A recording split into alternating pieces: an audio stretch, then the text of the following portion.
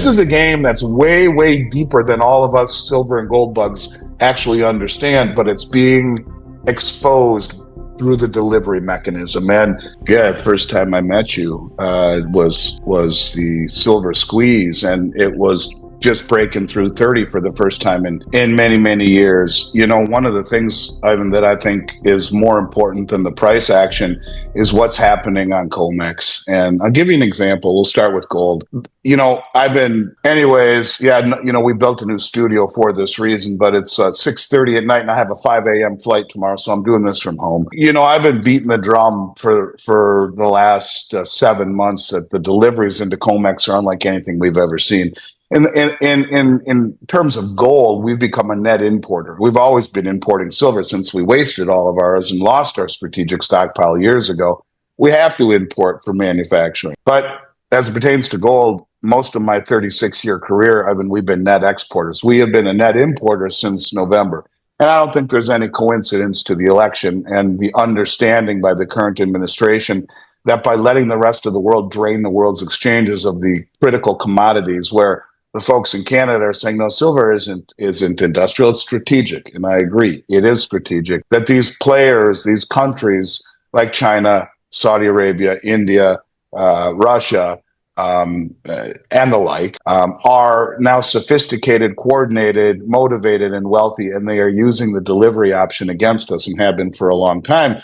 And it's like all of a sudden, there are people in this administration who have gotten wise to this. And we've seen a constant inflow of metal, both gold and silver and platinum, into the COMEX.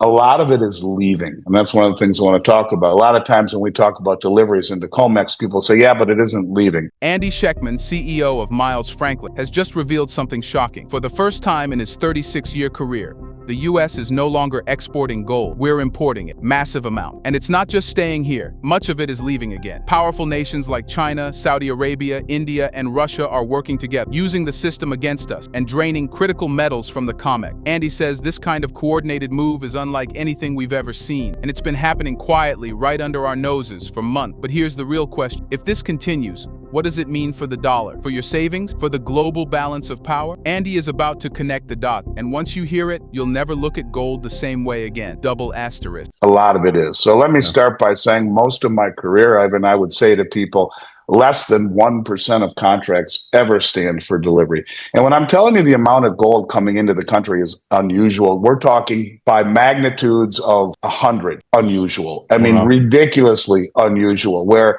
you're seeing record-setting amounts coming in every single month, month after month after month after month, to the tune of north of $100 billion worth since November that we know of. Now, my guess is a lot of metal is coming in through proxy banks like Citi and Goldman and JP, that are coming in to private vaulting systems outside the purview of the COMEX. But let's just focus on COMEX for a moment. The first 3 days of the August contract, just the first 3 days of this month's contract, we saw 20,160 contracts post. Now, I used to say less than 1% of those contracts would stand for delivery. However, 100% of the 20,160 gold contracts, 100% of them stood for delivery. Really? That's 2,160,000 ounces.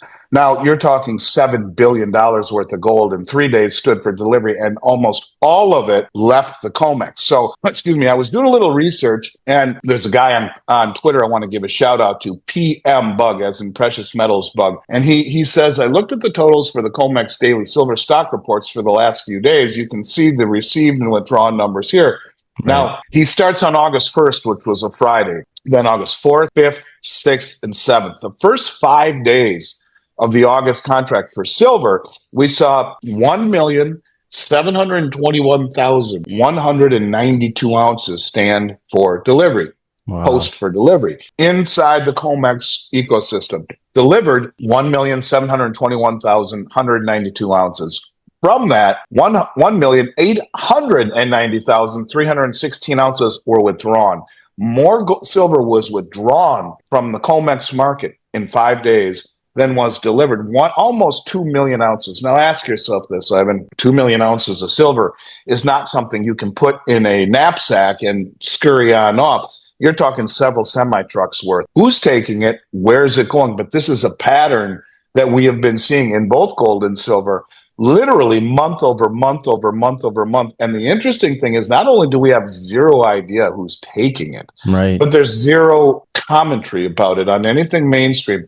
You would think something as significant as the United States, for the first time since World War II, when World War II ended, we took everyone's gold. It was part of the Bretton Woods Agreement. You give us our gold, your gold, we'll hold it for you safely, and you can, at any time you'd like, exchange it into get your gold back by giving us $35. So in essence, we held people's gold. We would say, listen, you've been in 2 world wars. Give us your gold. We'll pay you $35 for it. You can invest it back into treasuries. Not only will you not have to hold your gold, but you'll earn a yield on it. And anytime you want it back, we'll pay you $35, or you'll pay us $35. We'll give you back that ounce. So everyone sent us their gold after World War II. It's the most gold coming in this country and being delivered into the COMEX ecosystem since the end of World War II. But what's really crazy about all of this, to me, is the fact that all of this metal, lots of it, is leaving the COMEX and is leaving it for greener pastures.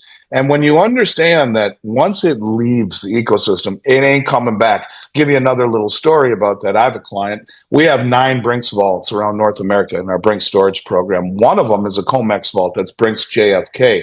Okay. And the rest of them are not COMEX vaults. So I had a client who bought a whole bunch of 1,000-ounce bars, and I call a guy that I know in the industry, and he gets things directly from the Royal Canadian Mint. And he says, listen, I have all that you need in 1,000-ounce bars held at JFK. I said, listen, she really wants to keep it in Salt Lake City. She doesn't want it in New York City. He says, I wouldn't advise that. I'm like, well, why? Right. He's like, well, because once it leaves the COMEX ecosystem. And by the way, those bars that are in the vault there are eligible. Registered are the bars that are backing the contracts for delivery. So all the people that have metal in a COMEX facility like Brinks JFK or like CNT in Bridgewater, Massachusetts, or Delaware Depository, these are all COMEX vaults.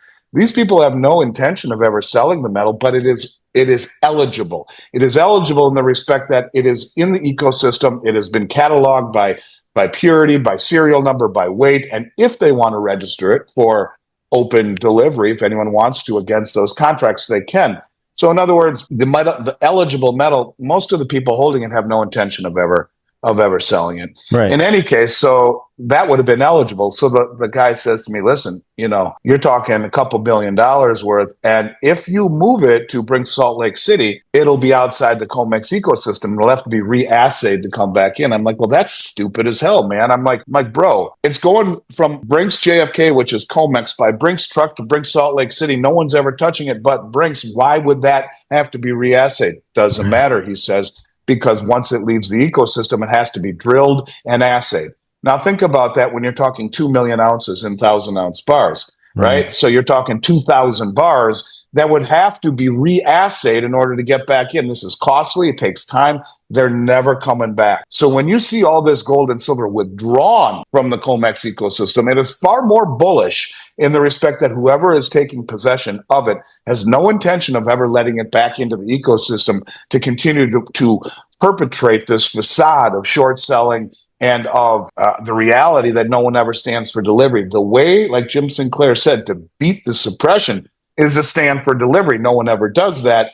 But there are entities now that are, whether it be the countries, the BRICS countries, Russia and Saudi Arabia and China and India, and all of these countries through sovereign wealth funds are standing for delivery. But so too are some very sophisticated players in the United States. And I would say at the level where people between gold and silver in the first 5 days, $15 billion worth of gold and silver were delivered in the first 5 days of the August contract, and much of it left. These people are wealthy enough to be very well informed. And so it's not just the wealth that these people have. At that level, when you're talking billions of dollars, you're hanging with people that are giving you the inside scoop.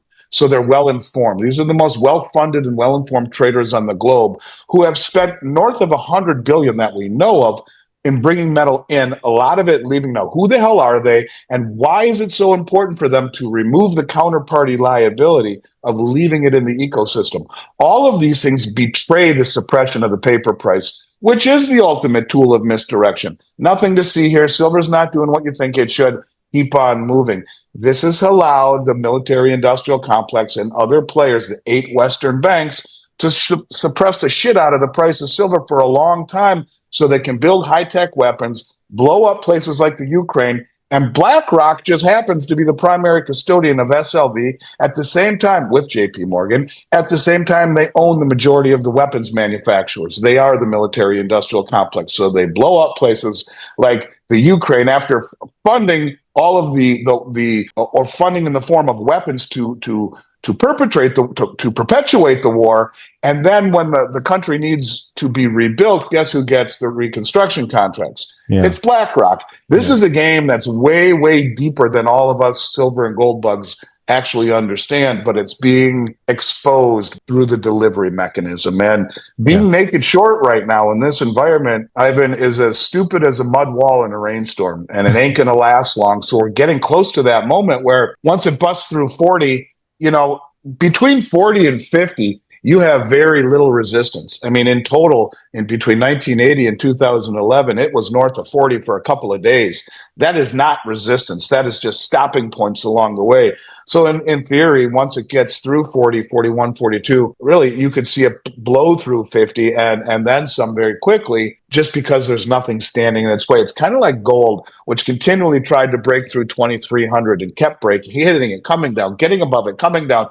But once it finally broke free, it was off to the races to where we are now. It touched 3,500. We're at 3,350 and climbing back up. The technical chart looks identical to gold about 6-8 months or a year ago. Silver does right now. So yeah, I expect big things for silver coming up. The world is changing faster than the headlines can keep up, and those who prepare now will own the future. Gold and silver aren't just investment, they're your lifeline when the system cracks. So if you found value in what you heard today, hit that like button, subscribe, and turn on the bell icon so you never miss powerful insights from great minds like Peter Schiff, Andy Schectman, Rick Rule, Rafi Farber, and many more. Stay awake, stay informed, and remember, in times like these, real money never dies.